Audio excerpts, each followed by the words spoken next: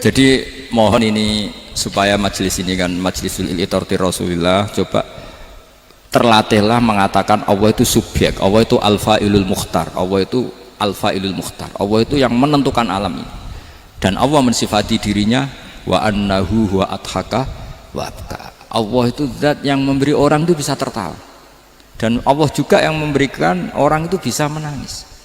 Mbok kayak apa kamu neror umat, wah amal gak mesti diterima gini-gini, ternyata neng majelis nangis ya, mulai guyu kadang guyu-guyunya ngenyak tenang nih. Daripada apa ya, agak-agak merodok orang yang dohirnya beda dengan batinnya, nggak perlu distatuskan seperti itu. Ya sudah biasa saja. Jadi nah fi muqaddimihim, imam besar dalam manhaj ini namanya Abul Hasan apa? Asyadzili. Abul Hasan Asyadzili itu kalau ada orang tanya gini, Beb saya ini susah, sholat saya tidak mesti diterima Allah gini-gini, marah. Nggak usah. Kafa bika jazaan an radiyaka laka ahlan. Sudah kamu ditakdir pernah sujud itu sudah keren. Saya itu andaikan dapat kabar dari malaikat bahwa sholat kamu tidak diterima, saya tidak susah. Bukan karena sombong, pernah ditakdir sholat sujud ning Allah itu keren. Kayak apa malunya kita ketemu Allah kemudian kita di bumi tidak pernah sujud.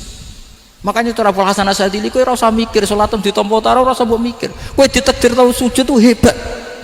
Kafa bika jazaan an radiyaka laka ahlan.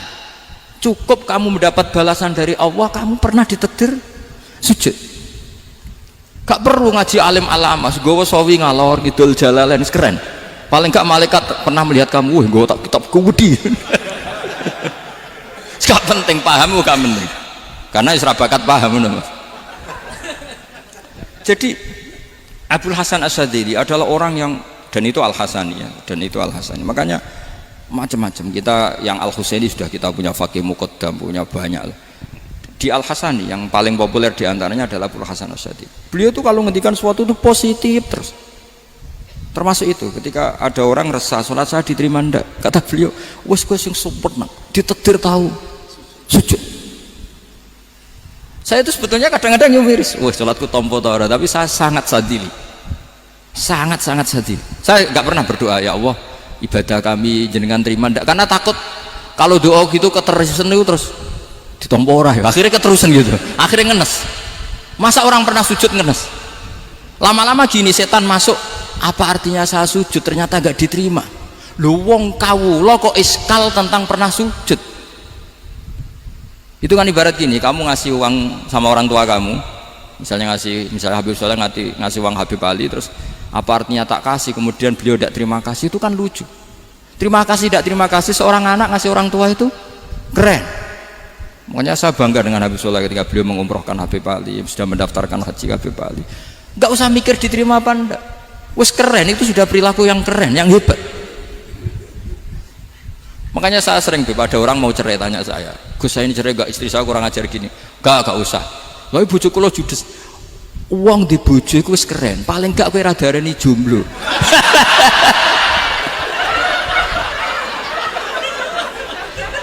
Diarani duda ora enak.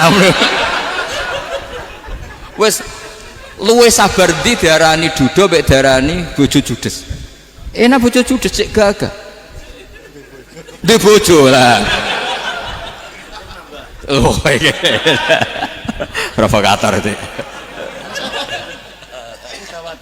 Jadi kafabi jazaan an radiyaka laka ahlan, sudah ditakdir pernah sujud itu sudah keren. Dulu ulama ala hadan nampak. Ulama dulu cara berpikir seperti itu. Makanya ulama dulu kalau nafsiri wasjud waqtarib sudah pernah sujud. Di Quran enggak pernah ada ayat wasjud lan sujudo sira ingkana kada wa kada ingkunta mutayakinan bikobuli sujudi, kan ada sujud ya sujud saja, tidak usah mikir makbul apa tidak makbul. Sudah kalau sujud pasti waktari. Terus saya sebenarnya ya sebagai orang ya kadang wedi, sholatku ditompo ta ora. Tapi kalau keterusan nanti ada was-was yang mengatakan opo artine sholat. Lu tuh kan ngeri seorang hamba sing uripe ning bumine Allah kemudian menyoal pernah sholat hanya karena takut gak diterima. Itu kan geblek banget. Nah, saya jenis kiai yang di partai itu. Saya tidak tahu kalau keneng dikom. Sedih umat masa kamu gak ada keren iblis. Jadi nanti kalau misalnya ada manhajnya Habib Soleh yang tidak seperti itu tidak apa-apa, mungkin supaya orang nggak takabur, nggak fakhr, sehingga makanya mulai dulu lama itu ya partainya kalau nggak rojak ya khauf. Nah saya ini yang terang-terangan ikut partai rojak saja, apa? Partai rojak, karena banyak yang sudah di partai khauf, tapi saya rojak yang bil ilmi tadi. Makanya Sayyidina Umar radhiyallahu anhu itu yang namanya sama sujud, saya itu punya kitab Habib Soleh pernah tak tunjukin tulisan tangan saya, muji-muji sujud. Sayyidina Umar ketika ditusuk seorang kila itu Majusi, Abu Lu'lu' terkenalnya itu Hulamul Mughirah terkenalnya, ditusuk, dia sahabat, beliau sahabat wali. Jadi nusuk Umar tuh kayak apa? Nusuk Mas Hakom aja dosa besar, apalagi nusuk Umar. Itu ketika ditusuk, dia itu ya punya dendam, namanya manusia itu punya dendam. Maksudnya namanya orang kan mangkel sama yang nusuk. Kalau orang mangkel itu inginnya kan yang nusuk itu masuk neraka. Tapi apa kata Umar? Ngendikan gini, tanya pertama, yang nusuk saya siapa? Orang Majusi. Orang Majusi, Hulamul Mughirah. Alhamdulillah alladzi lam yaj'al maniyati biyadi rajulin lam yasjud laka sajdatan yuhaju biha indaka yaumal qiyamah. Saya itu senang Gusti, yang nusuk saya orang yang nggak pernah sujud sama jenengan. Jika kalau saya dendam supaya dia masuk neraka, saya nggak takut orang itu nuntut sama saya. Tapi kalau dia pernah sujud, pernah sholat, kemudian dia masuk neraka karena nusuk saya, kemudian dia berargumentasi, saya pernah sujud ya Allah, kenapa engkau masukkan neraka? Saya tidak berani jawab ya Allah, saking hormatnya sama yang namanya sujud. Jadi kamu ada dendamnya kesampaian, cara Jawa ya, dendam dengan tanda kutip ya, tidak makna semestinya. Jadi mangkel lebih sing nusuk, nak mlebu neraka pantas, wong ora tau sujud wae Gusti gitu. Tapi kalau pernah sujud, kemudian dia masuk neraka karena saya, bisa yuhajuni biha yaumal qiyamah. Jadi kayak apa sujud? Saya apa? Nabi itu kalau muji sujud sampai ngingetkan wa hatta takuna sajdatul wahidatu khairan minad dunya wa ma fiha. Nanti kalau kamu di akhirat ketemu Allah, kenangan terbaik kita apa? Di dunia pernah sujud. Keren kan? Cara ning pondok wis tau bayar seharian lho. Cara sowan kiai tau ngampopi Mas. Wis go jajan. Nah tapi kadang syaitan itu masuk tadi, apa artinya sujud gak mesti ditompo, apa artinya sowan Habib ngaturi gak mesti ditompo, ngaturi kiai, akhirnya ada ketakutan. Nah kalau ketakutan ini berlebihan lama-lama, ma faidatus sujud. Wah itu sudah buruk sekali, wong hamba kok tanya ma faidatus sujud. Nah ini di pentingnya mazhab-mazhab Syadzili. Jadi saya ngaji agak-agak uraan wa amdan. Kalau ini watak sudah, bukan. Jadi uraan itu ada dua, ada yang amdan bismil ilmunya banyak terus milih manhaj. Insya Allah saya partai itu. Ada yang uraan bakat Mas. Ada ya? Ada apa banyak? Nah sebetulnya khauf juga gitu Bim. Ada khauf itu karena ilm. Ada Habib alim alama atau kiai alim alama, dia tahu masyarakat kalau ngikuti Gus Bak nanti jadi fakhr, kurang tawaduk, terus dia milih partai khauf. Lah yang buruk itu ada kiai yang milih khauf pancen dari awalnya sati cilik ya. Jenisnya wis sati. Jadi sebenarnya dia tidak cukup ilmunya nerangkan khauf, cuma jenisnya wis sati cilik. Wong ning omah lawang dikunci ono gludak-gludak, ono hantu putih. Jadi ya sama, yang bawa rojak bisa bawaan dablek, yang bawa khauf bisa saja bawaan ati cilik. Nah kita ingin yang bawa rojak ya bismil ilm, yang bawa khauf juga bismil ilm. Ya ono teh Mas, wong sing ati gede, pegawene dua blek, tapi enggak bawaan rojak, memang bawaan dablek. Ada yang ati cilik tapi bawaan khauf. Jadi mengatakan khauf tapi sebetulnya bawaan ati cilik. Nah kita inginnya ndak, kalau rojak ya bismillah kayak Abdul Hasan Asyadzili, kalau yang kampanye khauf kayak Said Abdul Haddad bawaan apa? Ilm. Sehingga kita ini Qul inni ala bayyinatin mir rabbi, semua itu berdasar ilmu sing jelas welo-welo. Makanya semua nabi memaklumatkan apa? Qul inni ala bayyinatin mir rabbi. Jadi semua ilmu syaratnya apa? Bayyinah. Bayyinah itu kebenaran ilmiah sing jelas welo-welo. Makanya itu yang disebut Allah Subhanahu wa taala mensifati kekasihnya yaitu Nabi Muhammad sallallahu alaihi wasallam, lam yakunil ladzina kafaru min ahlil kitabi wal musyrikina munfakkina hatta ta'tiyahumul bayyinah rasulun minallah yatslu suhufan mutahharah. Niku Kanjeng Nabi saking cerdase, meneh dek wong Islam, wong musyrik, wong kafir, ngerti logika yang dibangun Nabi saja kuat infikak dari kemusyrikannya. Makanya disebut munfakin. Orang-orang musyrik, orang-orang kafir tidak munfakin, tidak tercerabut dari akar akidahnya hatta ta'tiyahumul bayyinah. Itu siapa? Rasulun minallah yatslu suhufan mutahhar. Masyhur itu debatnya Nabi dengan orang-orang musyrik.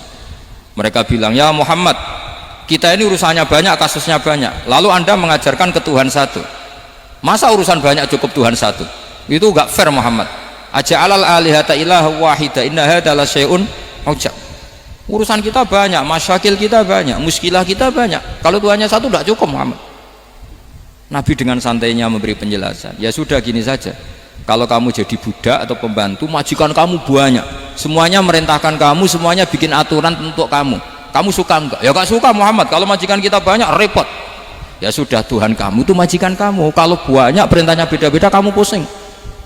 Ya udah Mat, Tuhannya satu aja Mat. Karena Nabi bayin, orang itu bisa dibalik-balik pikirannya. Dan makanya disebut daraballahu mathalan rajulan fihi syuraka'u mutasyakisuna wa rajulan salamal lirajul hal yastawiyani masalah alhamdulillah. Jadi Nabi itu kalau adu argumentasi itu luar biasa. Jadi segampang itu Nabi memberi apa? Argumentasi. Karena beliau adalah al-hujjatul balighah. Jadi Nabi itu gak pernah kalah. Pernah Nabi debat sama orang Yahudi, Muhammad, saya ini turunan Ibrahim, kita ini Israel ya, kita tahu Israel adalah turunan Nabi Israel, nama lain dari Yakub, Yakub bin Ishak bin Ibrahim.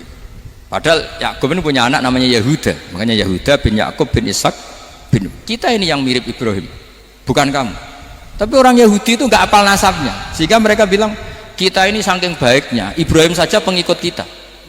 Terus digojlok oleh Nabi, Ibrahim itu buyute Yahuda, makanya digojlok, ha antum haula'i hajatum fi ma lakum bi ilm falimatu hajuna fi ma laysa lakum bi ilm. Kita adu debat itu sudah ilmiah, kenapa kamu menjadi tidak ilmiah? Kenapa Muhammad? Terus Allah menurunkan wa ma unzilatit taurat wal injilu illa min ba'di afala ta'qilun. Artinya gini, kalau Ibrahim dikatakan Ibrahim Yahudiyah, itu sama dengan saya berkali-kali podo karo sampean misalnya ngendikan Mbah Zubair itu pengagumnya Gus Roji misalnya. Padahal Gus Roji bin Ubab bin Maimun bin Zubair, misalnya Gus Roji bin Kiai Haji Ubab bin Kiai Haji Maimun bin Kiai Haji Zubair.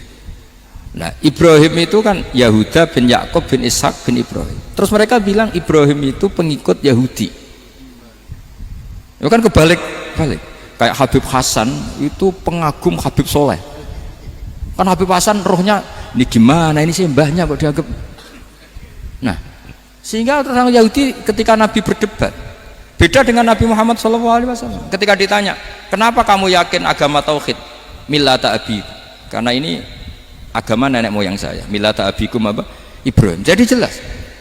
Akhirnya orang Yahudi ngerti. Ya kan sama dengan mengatakan tadi Pak Karno itu pengagum Puan Maharani. Kan aneh nggak kalimat itu?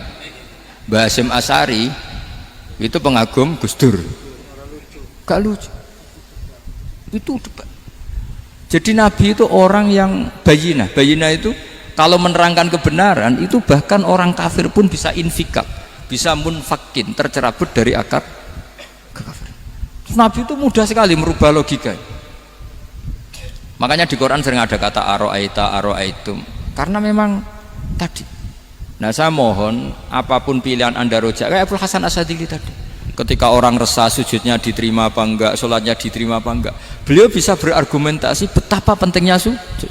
Wes aja kowe iku kawula, tahu sujud itu keren. Saman bayangkan betapa malunya kita kalau kita ketemu Allah kemudian di dunia enggak pernah.